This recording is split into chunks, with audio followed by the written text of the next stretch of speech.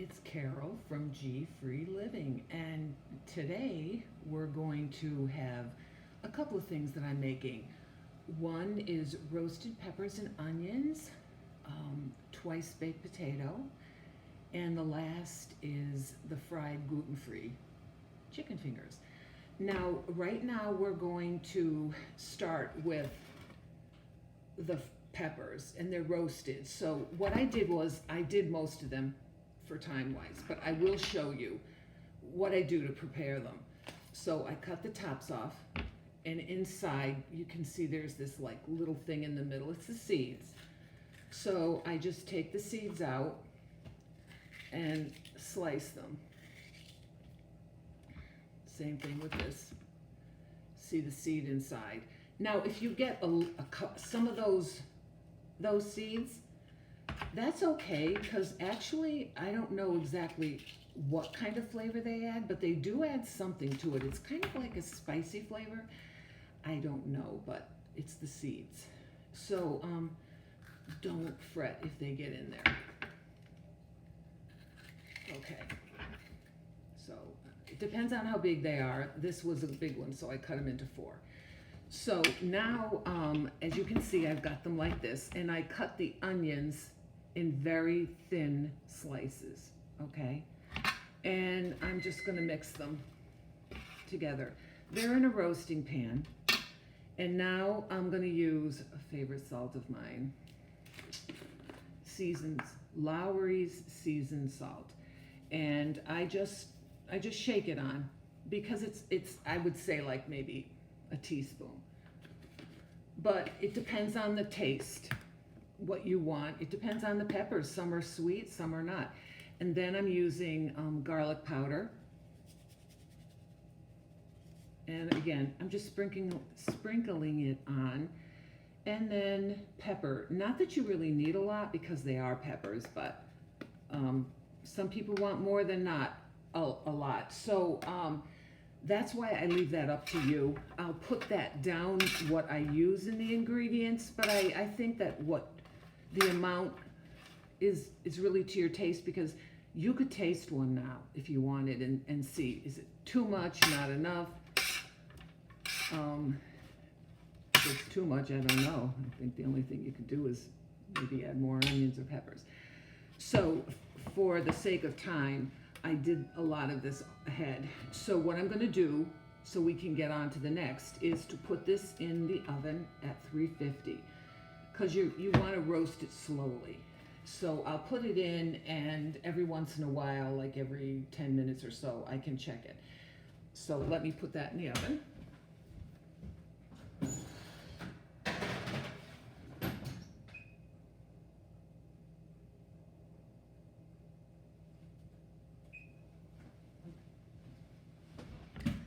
Okay.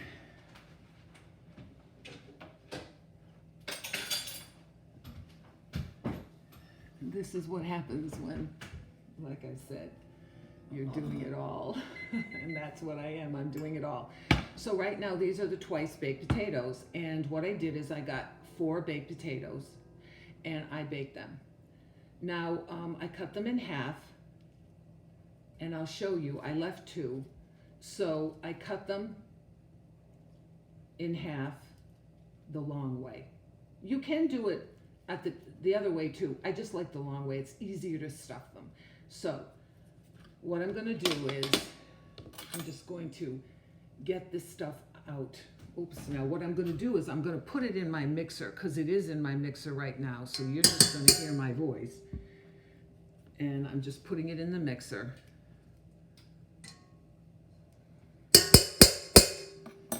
So after they're sliced and I take the stuff out, this is what I do.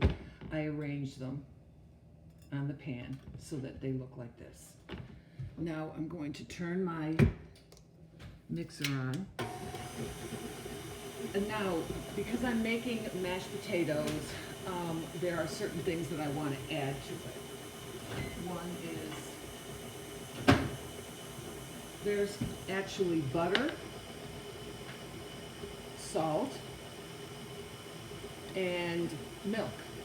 And you really want it to be a soft consistency and fluffy. So I'll show you, obviously when I'm done, I'll show you what it looks like. But I added the butter first. And because I used 4 of them, the stuff from the potatoes, I probably used like a quarter of a stick of butter. Again, it depends on, you know, what you like. So I added my butter, I melted it, and then here is my milk. I'm using almond milk this time.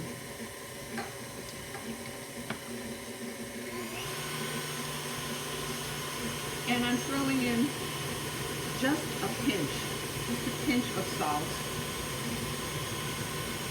because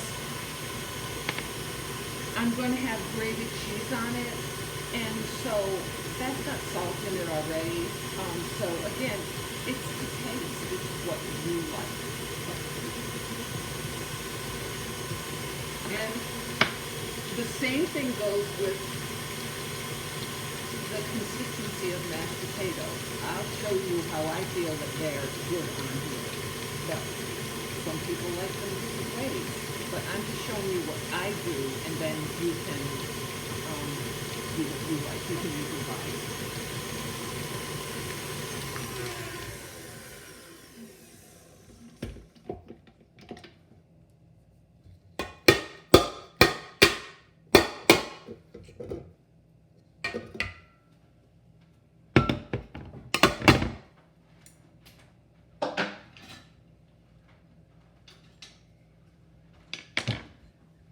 Now,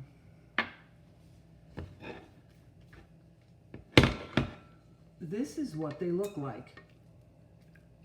Okay, so they're loose, but they're not too loose.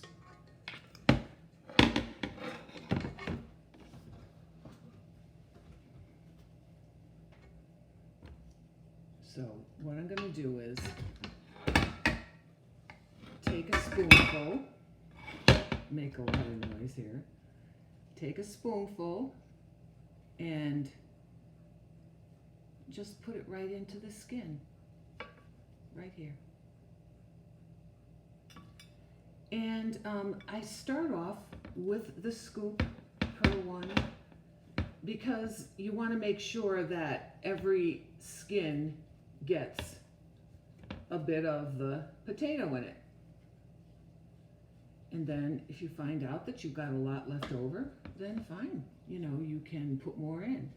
So again, I just put it like that and move it. All right, this goes right back here. Put it in there.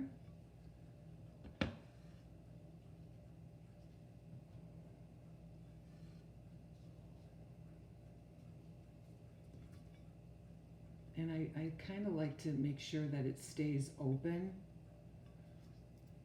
These were little potatoes, but they'll work. They're still stuffable. I mean, I know some people eat the skins, so that's fine, and some people don't.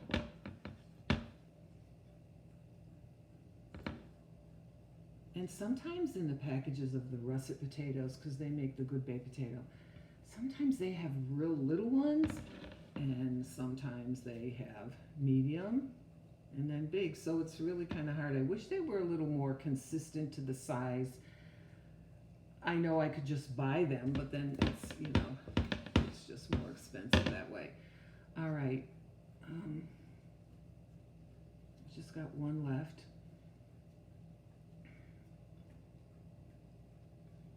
Don't forget about opening them up a little. And the last guy.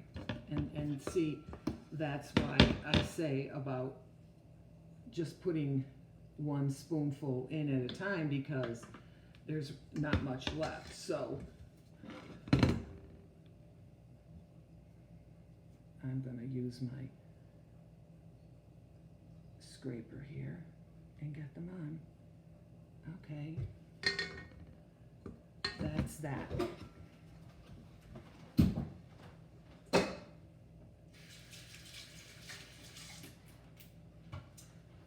now, the last thing is the cheese. And I hope you guys notice, I've been working on the lighting. Like I said, I'm doing it all myself. So I hope you can see things better than we did before. So I grated, again, I'll show you. Here's that Kobe cheese. I told you for the milk I used not the lactate milk, but the almond milk. That's what I used for the milk. And this is the Cabot cheese. I used Vermont. I think that that's a good sharp flavor, you know, the Vermont cheddar cheese. It's not the super cheddar or anything. And I just put them on the top, as you can see here. And it's gonna fall on the sides, and that's okay. I did about, and because everyone's gonna be using, you know, I used 4, maybe someone's gonna use 6 or 8. So it depends on how much cheese. I probably grated maybe, you know, 3/4 of a cup is probably what I had in here. Okay, so you can, now you see, this is what it looks like. It's so nice to be able to show you. It's up to you. Some people want to put Parmesan cheese on it, or maybe they want to put more salt.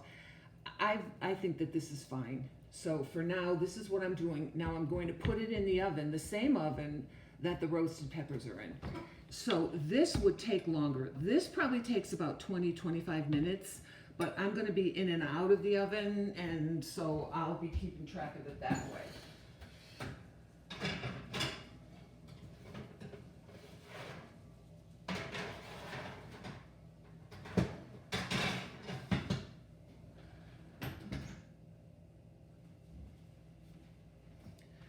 Okay, now we're going to work with, I told you we were going to be making the chicken fingers.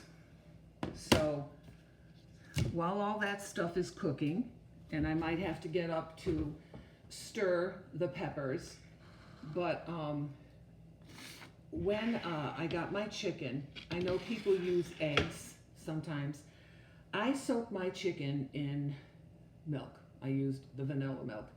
There's something about doing that. It just softens the chicken and it makes the flavor much, much nicer. And it helps. You need something, either eggs or milk, when you're, you know, putting the chicken into the breadcrumbs. The breadcrumbs were what I have, the 4 Seasons, gluten-free, a mixture of the Parm cheese, that good old seasoned salt. And I didn't, that was, and the peppers, excuse me.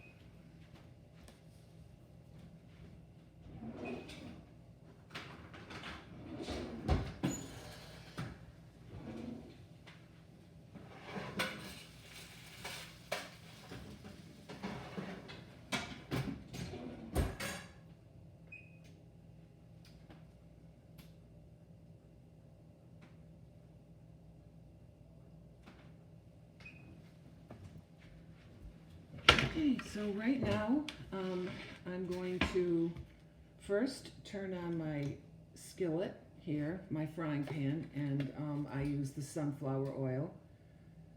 And this is a good pan. You gotta put enough on it if you want it to be the way I like it, fried. I do it other ways too, and sometime I'll do something on it, but here is the milk, and I'm just going to be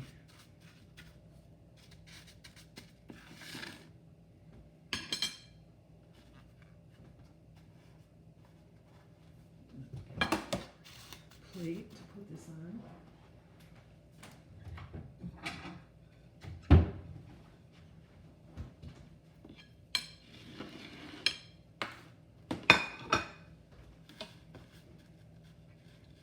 You see me getting up and down a lot today, huh? Well, I want you to feel like you're home, and I want you to feel as if you were sitting in a chair right over there. and watching me do this. So it's comfortable. I think it's easier to learn that way when you feel comfortable. So you just bread these chicken fingers. And while I'm breading them, sometimes they're like thicker. And so I just flatten them out with my fingers as I'm, you know, putting the chicken in the breadcrumbs.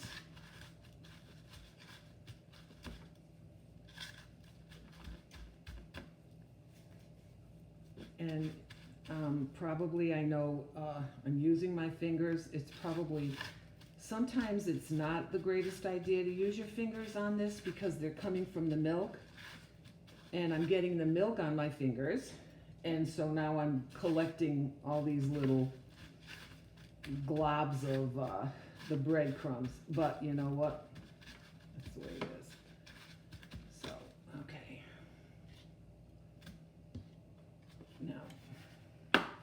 Now, depending, you know, depending on how many, I have a pound of the chicken fingers here.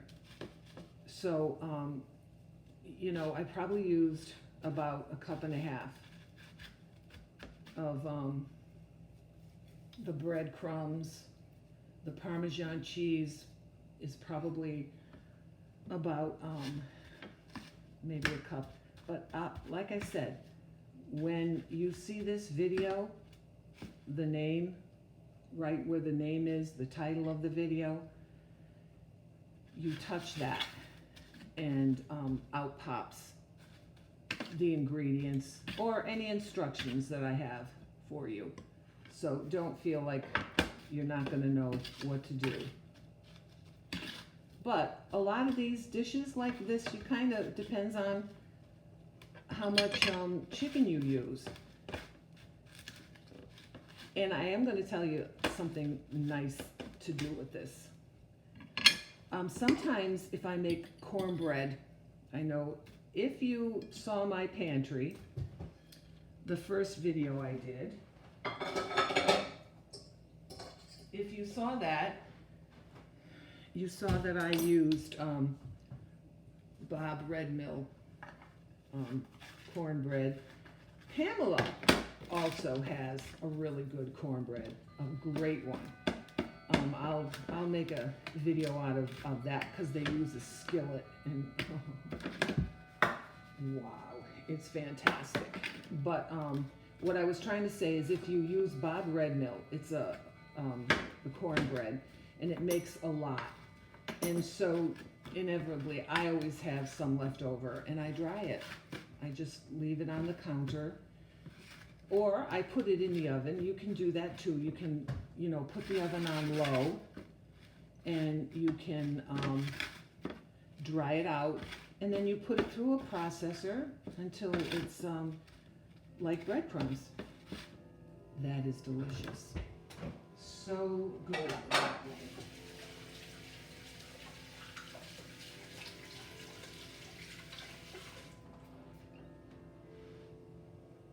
All right, now,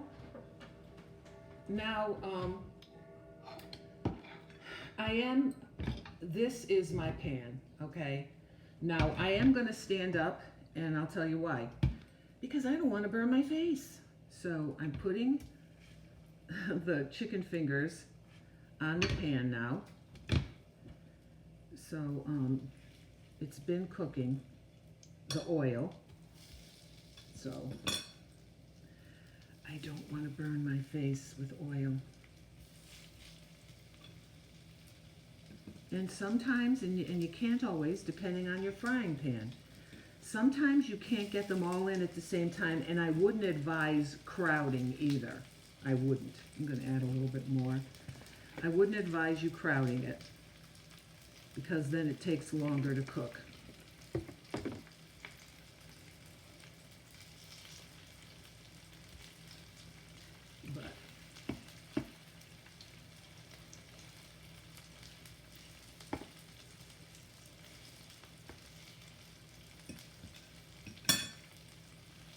And I have 1 little spot left.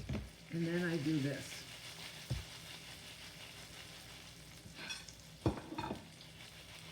It moves them around. Now I can sit down. Now I don't have to worry. I don't cook like this. I always cook standing up, but I'm just doing this for very obvious reasons. Now, it's definitely up to you as to what you want to do, but sometimes, like now, I'm going to add just a little more salt on the first, before I flip it. Okay, now, you can see this. They all fit in there pretty well.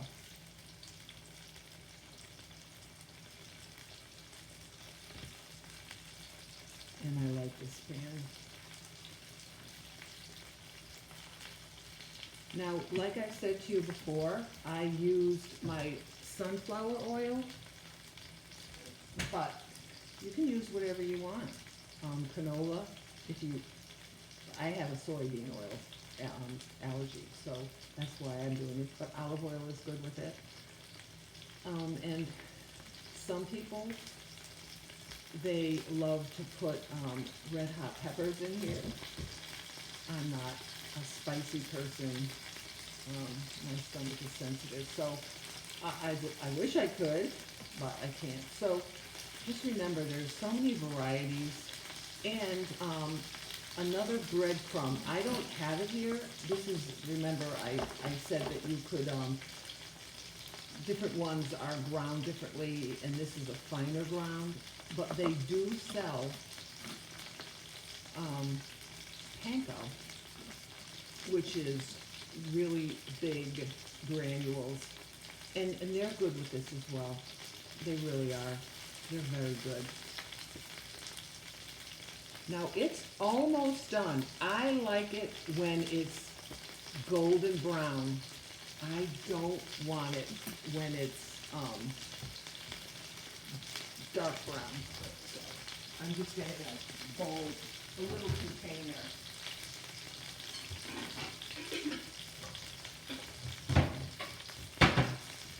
I like to use this because it keeps it warm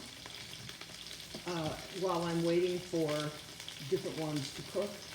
So now I'm gonna flip this one, and that's really kind of what you do. You gotta check it out. Again, stoves are just like ovens. Each one is different, and so, you know, boy, I'm so glad that I was able to get the light better, because I really want you to see this so you can kind of get an idea of what they should look like. And the other reason why I put it in a glass that has a cover is because if it's just a little pink, if you put it in this with a cover while you're waiting for everything else, or you can just put it in the oven to cook it the rest of the way like that. But I mean, these are, once I flip them, and then another 5 minutes, you know, they'll be fine. But when you keep them in this container, you're gonna stack the chicken. And by stacking the chicken, it's gonna keep everything warm. And that really helps cooking it. That will help cooking it. The one thing you don't want to do with meat at all is overcook it, because it makes it tough. And I went through putting the chicken in the milk to soften it. So you don't want to go and reverse it by overcooking it. And also, you gotta watch your temperature. Now, I still have a little bit to go.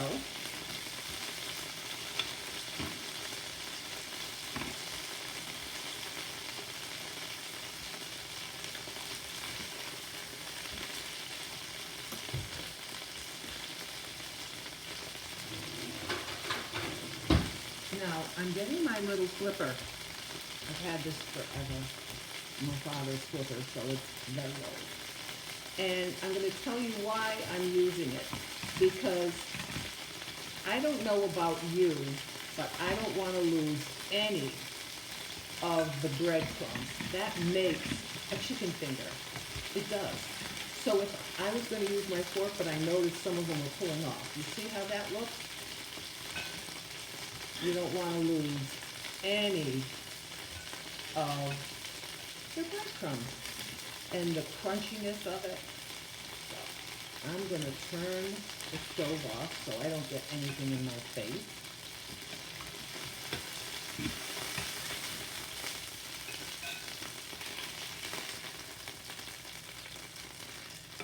And it smells good. I wish you could smell it. I wish you could taste it. But that's the way it is on every cooking show, isn't it? So we're done with this.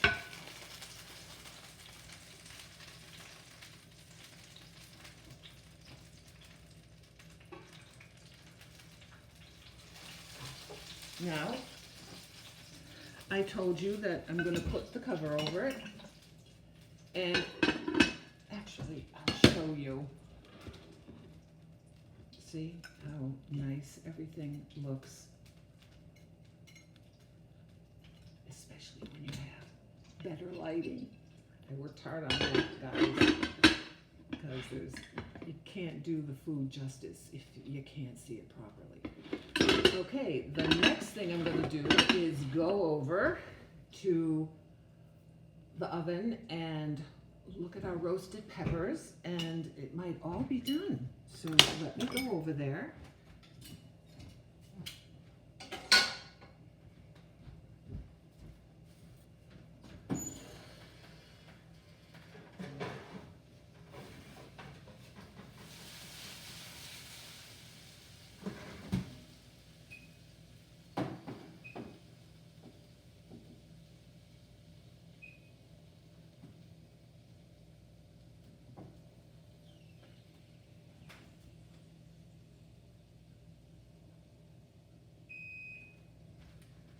Okay, here they are.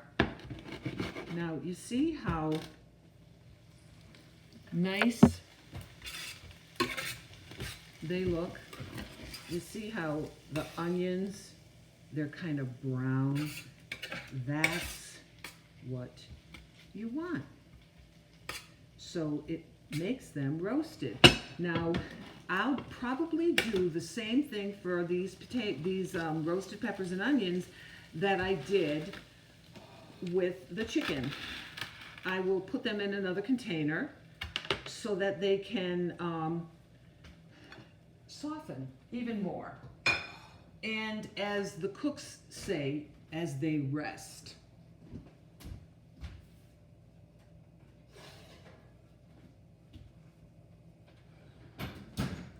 And here we go.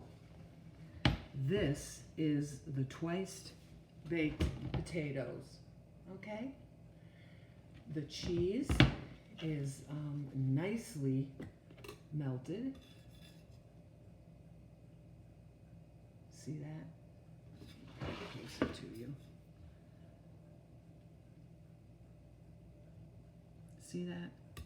This is what they call a twice baked potato. So here's your twice baked potato right here. Your roasted peppers. And your chicken. Dinner for tonight. I hope you enjoyed this. I really enjoy cooking for you all. I always say that I do this because it's my passion. I love to cook. But when I was hit with these allergies, that went away. And it took me probably, I'd say, 5 or 6 years to really get a base like this. And I want you guys to not have to do that. And so I hope you'll see through the meals that I make here how simple it will be for you. So have a good day, and we'll be back again. Bye.